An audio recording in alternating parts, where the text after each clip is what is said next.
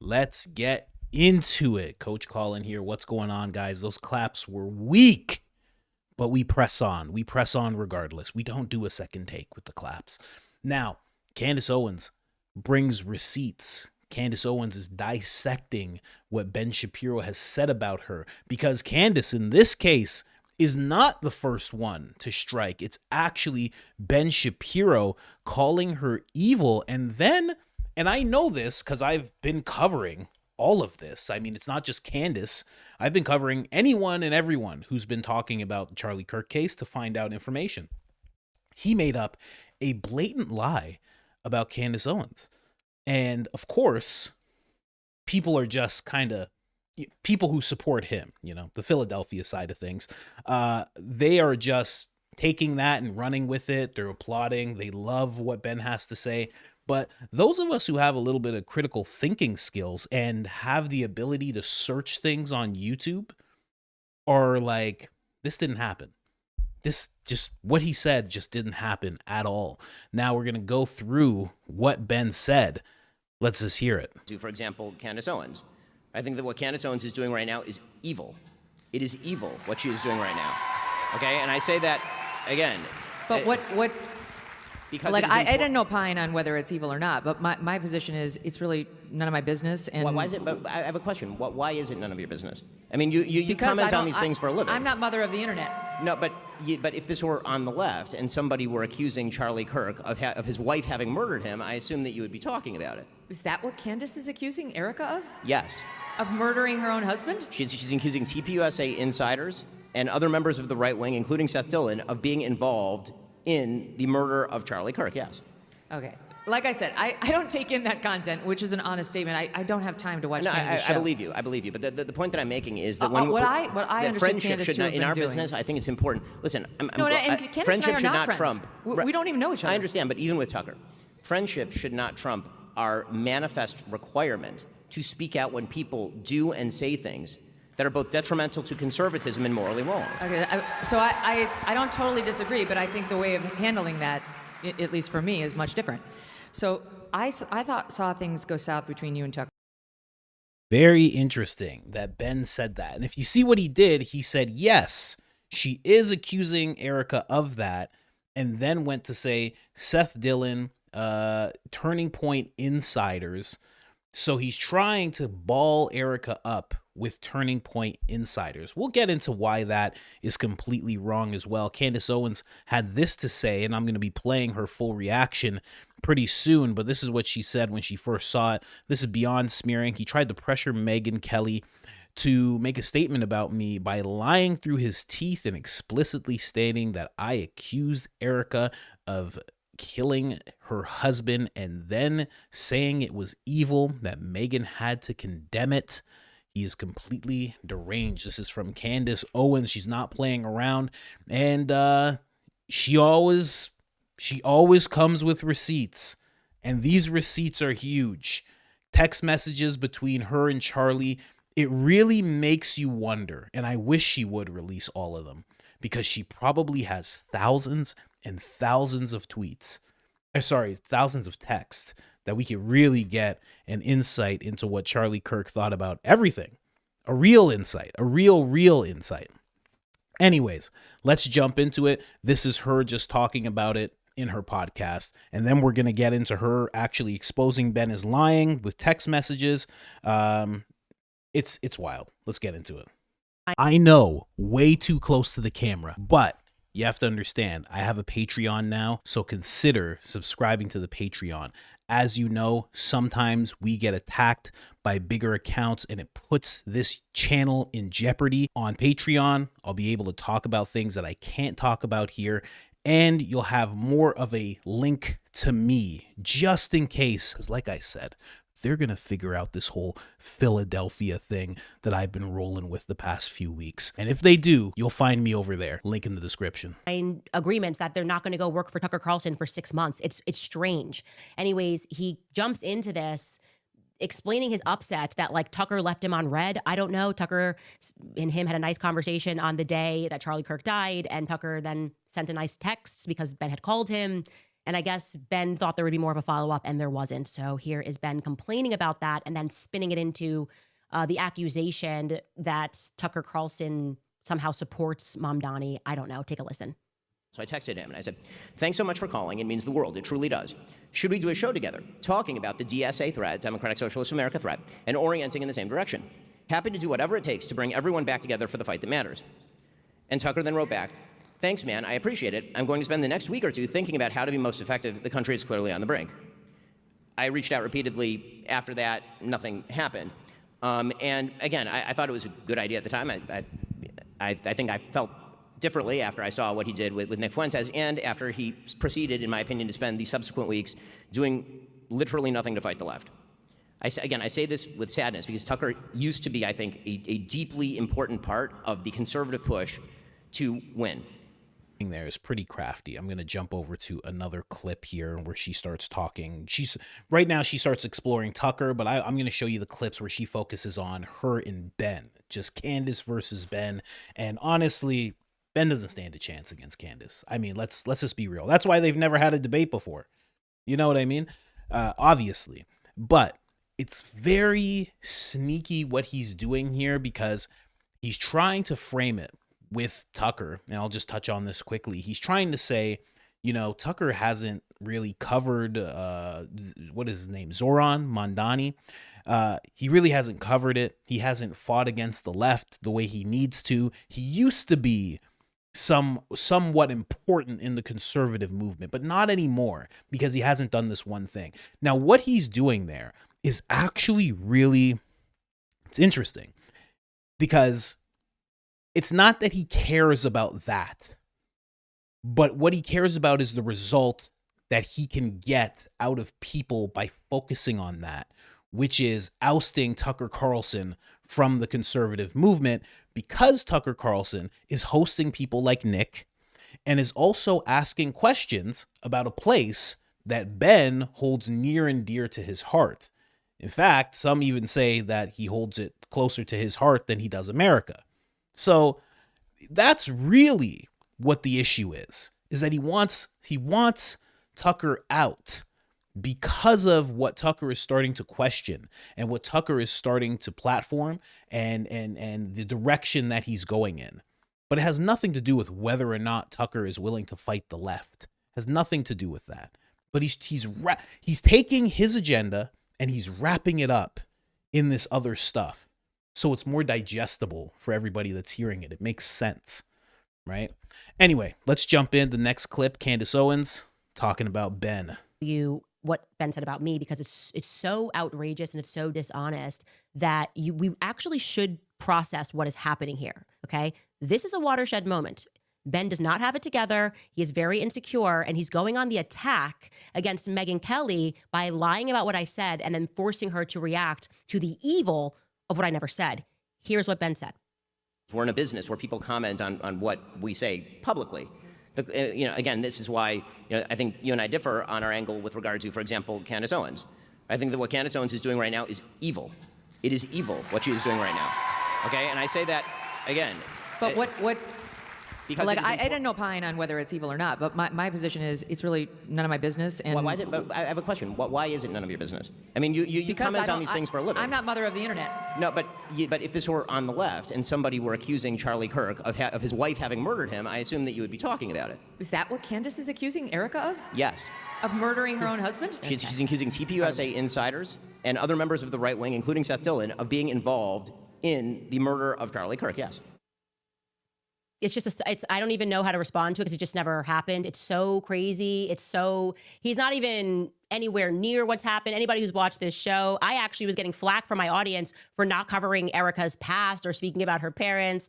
I said she gave one of the most consequential speeches, and I have focused my investigation on Turning Point USA and why they're telling certain lies. Seth Dillon, I told the truth that Seth Dillon lied about the Hamptons meeting and that he was pressuring Charlie about the topic of Israel. Philadelphia. I never once accused Seth Dillon of murdering Charlie Kirk. So what's he actually doing here, right? Obviously, there's a lot of layers that we should peel back, and it's important that we do it. The least interesting part of this is the fact that he's lying through his teeth. That's implied he's a Philadelphia. Zionist. But there's a lot more that's happening that meets the eye, because Ben Shapiro was effectively the final boss of the pro-Israel Philadelphia lobby. And it's because he never comes out and says what he means. He's kind of like more of a behind the scenes person. And we're now watching him come undone in real time, because no matter who you are in this age of digital media, it is simply not a good idea to lie through your teeth. Okay. Wrong time, 2025. Before you get the lie out, the internet is going to clock it, right? They're going to go back and be like, you lied. And when you do something like that, the blowback is going to be on you. They're going to go, actually, this now impacts your credibility. You said that Candace went out and said something about Erika. By the way, you hear the people in the background going, woo! I'm going to tell you what's happening there too. And you're going to see how this thing really works. Point number one that I want to make about what Ben is doing right here is just the stunning hypocrisy of it. Okay. The rules for thee and not for me. I am getting old. My memory is getting a little fuzzy, but I distinctly remember the week that I was gloriously fired from the Daily Wire. And during that week, the CEO of the Daily Wire, at the time it was Jeremy Boring, jumped onto an X Space hosted by Lauren Chen and had a conversation with Nick Fuentes where he sang Nick Fuentes' praises and also invited him onto the Daily Wire. Okay. Here's a headline, because the Huffington Post remembers too. Daily Wire CEO tells white supremacist Nick Fuentes that he's talented and he's very funny. The article goes on. During a live streamed conversation with white supremacist Nick Fuentes last week, the CEO of the Daily Wire, a major right-wing media outlet, praised the prominent fascist influencer and offered only mild criticism about some of his political views, a stark difference from how he has spoken about Fuentes in the past. On March 25th, the Daily Wire CEO Jeremy Boring joined Fuentes on X for a live audio chat room. Boring told Fuentes that he listens to Fuentes' show quite often and that he thinks Fuentes is, quote unquote, very funny and one of the most talented political influencers, even if he is very concerned about some of what Fuentes says. Later in the discussion, Boring said that he'd be thrilled to have Fuentes on one of the Daily Wire's shows to debate the media company's popular pundits, some of whom have millions of viewers. This happened. So I want you just to remember this, because I feel like people. So Candace goes on to talk about the hypocrisy within Ben, because what happens is that the Daily Wire, now Tucker platformed Nick, and a lot of people didn't like that, right? But in 2024, the CEO, now I don't know if he's still the CEO, Jeremy Boring, he actually was he wanted to platform Nick as well. He actually did an X Space with Nick where they actually talked about certain things. And he actually said that he watches his show all the time. He said that he's very funny. He said that he's one of the best political voices out there, very talented, like said all this way more than what Tucker said. Tucker said like, yeah, you're pretty smart, et cetera, while they were sitting down together. But Jeremy took it way beyond what Tucker did. And that was completely fine. I mean, CEO of the Daily Wire, you know, but now when Tucker does it, it's a big problem. It's very interesting the way that works.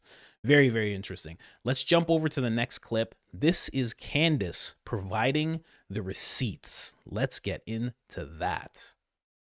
That when I was telling you that Ben called Charlie and he was lamenting the fact that Charlie and I had this friendship and warning him that he shouldn't have him, Charlie felt like Ben was like throwing down like slave owner vibes. And he was just like, he thinks I like own you or something, but I'm going to show you the text messages because otherwise you'll say it didn't happen. Here we go. This was, again, everything. Ben was going on people's shows and talking down about me and Charlie. And he said, you're bigger than Ben now. I'm walking into the White House yesterday. I realized that. I said, I know, he hates it. He said, we just have to treat him like noise. He wants you to punch down to him. His respect amongst movement fighters is quite low. I feel like that's relevant right now to what Ben's doing. He wants to egg on this fight because he's lost a certain bit of respect.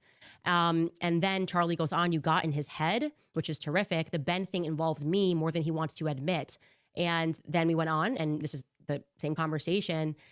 He knows that Jon Snow, he's using a Game of Thrones reference, is stronger as the dragons fly higher.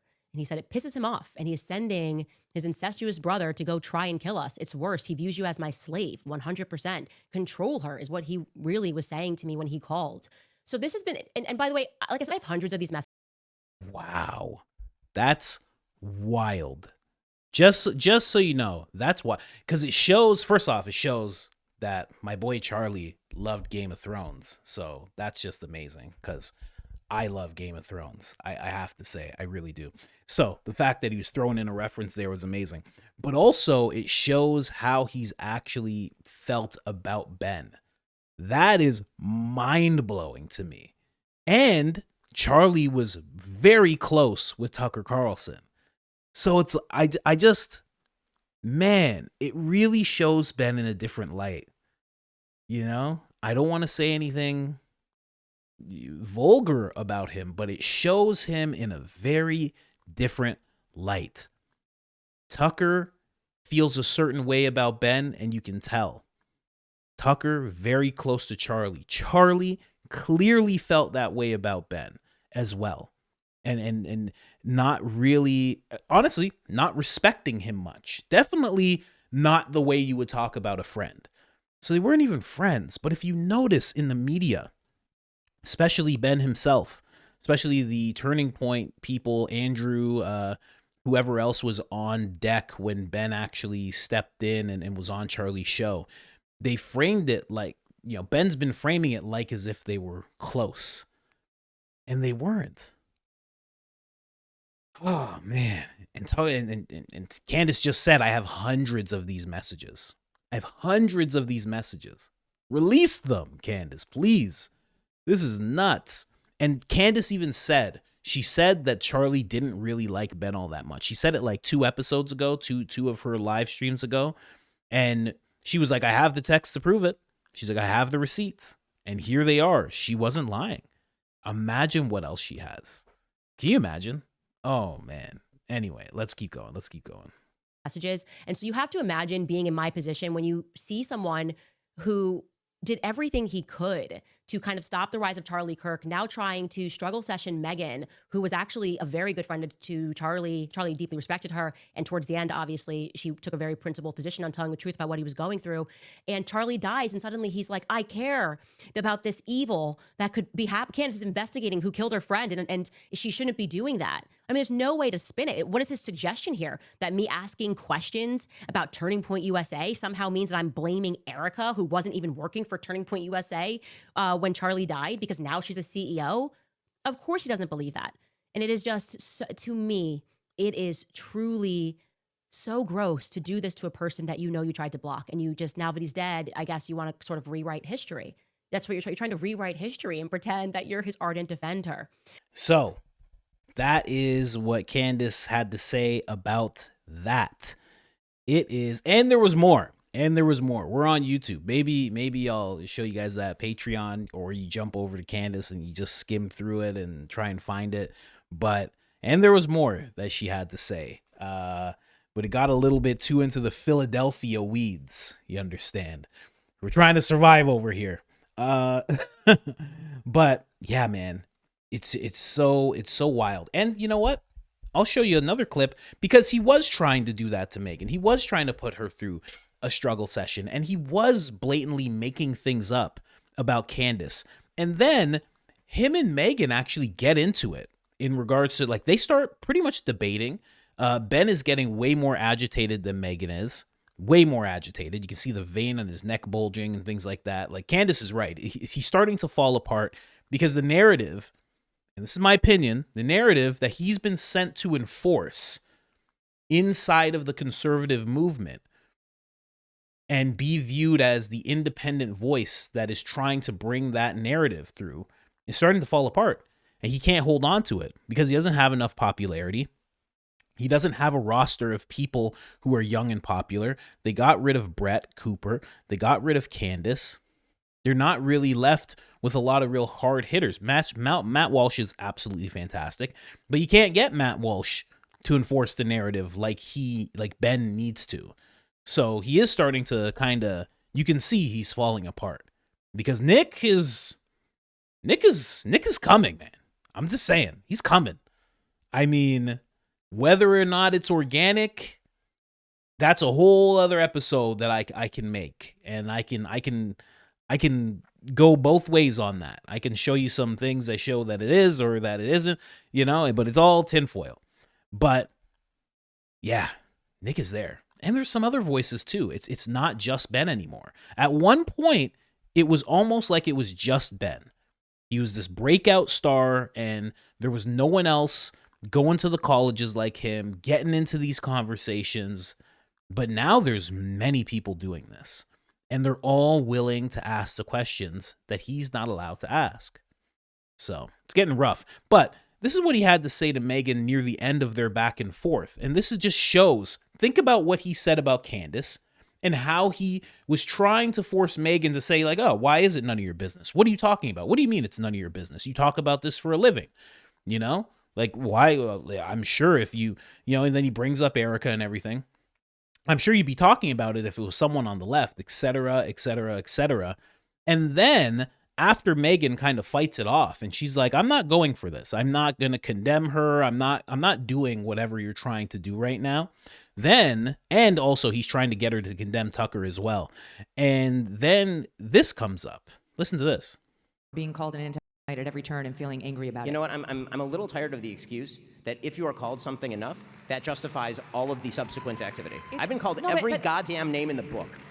Every name in the book, and I have not. But I have not shifted my positions because people call me names. That is a childish thing to do. Ben, with all due respect, and pardon the language, you did not have an entire country call you a Nazi for the past week. I think he's in a defensive place right now on charges of anti-Semitism. I'm not interested in his psychotherapy, Megyn. I am. I love him as I love you. Well, you know what? And that's why I started this off by saying you're empathetic and you're a wonderful person and you're a good friend. And I think that there's a reason why in the medical industry you don't operate on your friends or your relatives. But you're telling me I need to. Exactly. He was telling her that she needs to, with Tucker and with Candace. I'm not telling you. No, That's what I'm trying not to do. No, Megyn, actually, I haven't said that one time here. Well, I've said. Yes, he has. That is what he was trying to get her to do with Candace. He was saying, why isn't this your business? Now, they're not as close as her and Tucker, right? Megyn says they don't even know each other, but I think they kind of do. I don't know why she's saying that. I feel like they have crossed paths before, but they're just not close friends or anything like that. But even still, he was trying to get her to do this with Tucker. Her and Tucker are actually very close. They talk quite a bit. Charlie was close to Tucker. Megyn is close to Tucker, and they all three of them had that same type of strength of relationship.